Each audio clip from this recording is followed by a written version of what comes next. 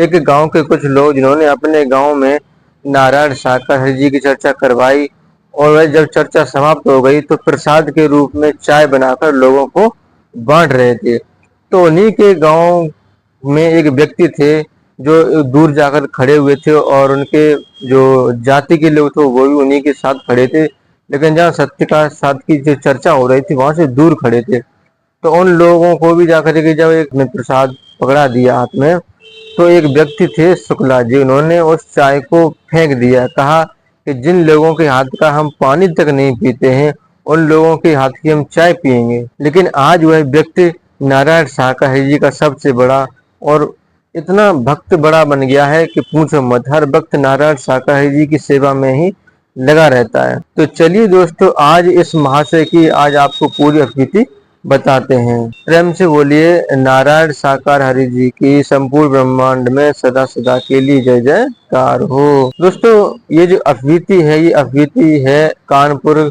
जिले के एक छोटे से गांव की, जहां पर गांव के कुछ लोग जो होते हैं ना नारायण शाकाहारी जी के सत्य के साथ में जाते हैं। उसी गांव के एक व्यक्ति हैं जिनका नाम है रामचरण शुक्ला जी। दरअसल शुक्ला जी जो है ना वैसे तो बहुत ईमानदार व्यक्ति है, सज्जन आदमी है और लोगों की सेवा भी करते हैं, लेकिन उनके अंदर एक सबसे बड़ी गलती है, सबसे बड़े जातिवादी है, जो है ना अपने आप को ऊंचा बताते हैं और जो एससी वर्ग के लोग होते हैं उन्हीं के गांव के उनको नीचा बताते हैं।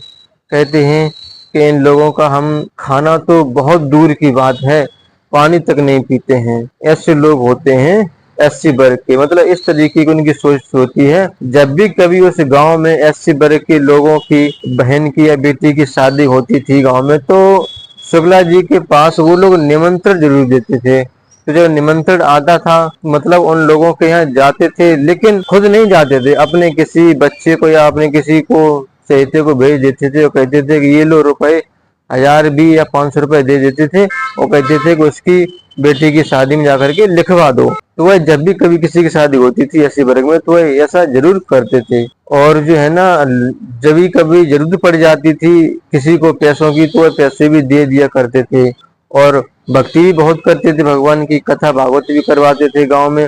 और ऐसे समाज के यहाँ जब भी कभी कोई कुछ प्रोग्राम होता था तो उसमें भी पैसे का सहयोग कर देते, लेकिन तन से सहयोग नहीं करते थे। ऐसे थे ये शुक्ला जी। तो जो गांव के लोग जो हैं कुछ जो एससी वर्ग के और ओबीसी वर्ग के लोग थे सत्य के साथ में जाते थे, तो जो है ना वह गांव से ही एक एक गाड़ी कर लेते थे, उसी में सत्य के साथ में जाया करते थे। गांव से ही काफी लोग हो जाते थे तो उनकी एक बस आराम से भर जाती है। जब भी कभी जब सत्य का साथ दूर होता था, नारायण शाकाहारी जी बहुत दूर कभी के पास, तो वे लोग नहीं जा पाते थे। तो उनका प्लान बनता था कि चलो सत्य के साथ में जितनी दूर नहीं जा पाते हैं, चलो आज जो है ना गांव में ही चर्चा कर लेते हैं। तो कभी कभार जो है ना सभी लोग और उस पास के लोग आकर के गांव में चर्चा किया करते थे। बात है 2016 की, मार्च का महीना था।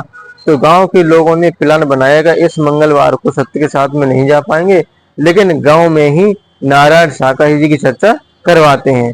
तो सभी लोगों ने प्लान कर लिया, ठीक है। तो पर सभी लोगों ने कुछ कुछ रुपया किया, उससे जो है ना उन लोगों ने साउंड मंगाया और टेंट मंगा लिया, बाकायदा खूब अच्छी तरीके से सजावट की, नारायण शाकाहारी जी की जो है ना एक तस्वीर भी रख ली और फिर जो है ना बहुत दूर दूर तक लोगों को मतलब संदेश दे दिया था कि यहाँ पर चर्चा हो रही है, जरूर आप लोग आए। तो जब संदेशा पहुंचा तो जरूर लोग आए और बहुत दूर दूर से लोग आए सत्य के साथ में, वहां पर जो चर्चा हो रही थी वहां पर। तो लोग अपनी अपनी चर्चा मतलब सुन भी रहे थे और कुछ लोग जिनके ऊपर बीती है, जो सत्य के साथ में पहले नहीं जाते थे, उनके साथ पहले क्या होता था और जब सत्य के साथ में जुड़ गए तो अब उनके साथ में क्या फायदा हुआ और क्या नुकसान हुआ, वो अपनी अपनी चर्चा सभी लोग कहने लगे। तो जो शुक्ला जी होते हैं वही भी जो अपने कुछ जाति के लोगों के साथ दूर खड़े होकर के सत्य के साथ की जो चर्चा हो रही थी उन लोगों की बातें सुन रहे थे, उनकी अफवीती सुन रहे थे और आपस में हंस रहे थे कि देखो कैसे हैं ये लोग। कहीं सत्य के साथ में जाने से, इनकी जो नारायण शाकाहारी जी हैं उनके वचन सुनने से कहीं ऐसा भी हो सकता है, कहीं ऐसी ऐसी बीमारी भी ठीक हो सकती हैं। इस तरीके से मतलब सुन रहे थे और हंस रहे थे। तो जब शाम तक काफी चर्चाएं हुई, लोगों ने अपनी अपनी अफवीती सुनाई। अफवीती सुनाने के बाद जब उन लोगों ने समाप्त कर दिया चर्चा को, उन्हीं लोगों ने जो है ना कुछ पानी की चाय बनाई प्रसाद के रूप में। थोड़ा अदरक और कुछ और प्रोडक्ट उसमें डाल करके बहुत अच्छी तरीके से स्वाद ऐसा जैसे मान लो कोई काढ़ा पी रहे हो, बहुत मजेदार सा ऐसा प्रसाद लोगों ने बनाया और उस प्रसाद को सभी लोगों में बांटने लगे। अब बांटते बांटते जहाँ ये लोग खड़े थे, शुक्ला जी और उनके कुछ जाति के लोग, वहां पर भी ले जा करके सभी को एक एक कप पकड़ा दी। अब शुक्ला जी आपस में बातें करने लगे, बताओ जिन लोगों के हाथ का हम खाना नहीं खाते, जिन लोगों के हाथ का हम पानी नहीं पीते, उन लोगों के हाथ की हम ये चाय पियेंगे, तो ये कैसी चाय, इसमें दूध भी नहीं है, और ये कहकर उन्होंने उस प्रसाद को फेंक दिया। तो कोई सी नहीं, उनकी मर्जी है, फेंक दो। तो कुछ दिन और गुजर जाने के बाद एक बार जो है ना, इन्हीं शुक्ला जी की पत्नी थोड़ी थोड़ी बीमार होने लगती हैं, यानी कि इनके दिन दशा जो है ना खराब होने लगते हैं।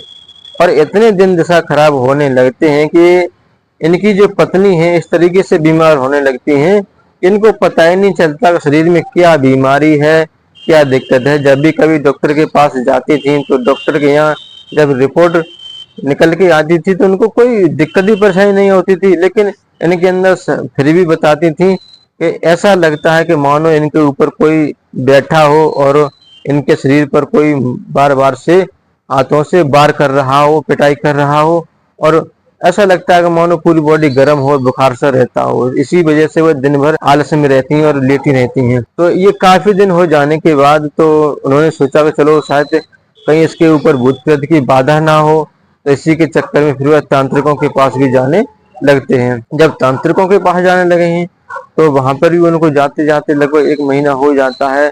कुछ तांत्रिक कहते हैं कि इसके ऊपर कोई भूत नहीं है, कुछ कहते हैं कि इसके ऊपर बहुत बड़ा मसान है, शमशान का मसान है, मतलब ऐसी ऐसी बातें करते। तो वहां पर भी लगभग सत्य के तो वहां पर भी वह लगातार तांत्रिकों के पास जाते रहे। जब वहां से भी उनको आराम नहीं मिला तो एक दिन घर पे बैठ के सोच ही रहे थे, तो अचानक से जो है ना उनको उस दिन की चर्चाएं याद आ गई, जिस दिन लोगों ने गांव में चर्चा की थी नारायण शाकाहारी जी की, वही चर्चा उनके दिमाग में गूंजने लगी। तो जो लोग वहां पर अपनी अपवीति बता रहे थे, उनकी बातों को वे याद करने लगे। तो उनके दिमाग में आया कि चलो एक बार नारायण शाकाहारी जी के सत्य के साथ में चलते हैं, अपनी पत्नी को लेकर भी जाते हैं, उनकी दुआ से हमारी पत्नी ठीक हो जाए, यही विचार कर रहे थे। तो उन्होंने गांव के किसी लोगों को नहीं बताया कि हम भी नारायण शाकाहारी जी के सत्य के साथ में जाएंगे, और चुपचाप जब एक दिन सत्य के साथ हुआ वह चले जाते हैं अपनी पत्नी को लेकर के। जब जाते हैं तो वहां पर प्रभु की वाणी को सुनते हैं, लोगों की संख्या देखते हैं कि इतनी भारी संख्या में लोग आ रहे हैं और बड़े प्रेम से सत्य का साथ सुनते हैं। तो जब उनकी पत्नी ने भी सत्य का साथ सुना तो थोड़ा उनको आराम सा मिला, फिर वह भी सत्य के साथ में जाने लगते हैं। कभी कभार मतलब 1-2 दिन छोड़ देते थे, लेकिन वह सत्य के साथ में लगातार जाने लगते हैं।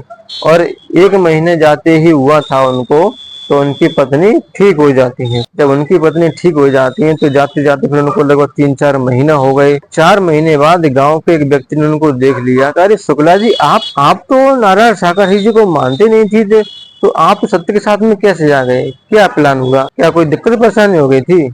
तो शुक्ला जी ने फिर अपनी अपीति बताई कि ऐसे ऐसे आपकी ये भाभी बीमार हो गई थी, कहीं ठीक नहीं हो पा रही थी, तो इसलिए मैं सत्य के साथ में आ गई। कोई बात नहीं शुक्ला जी, ये नारायण शाकाहारी जी सबके हैं, यहाँ पर कोई जात पात नहीं है।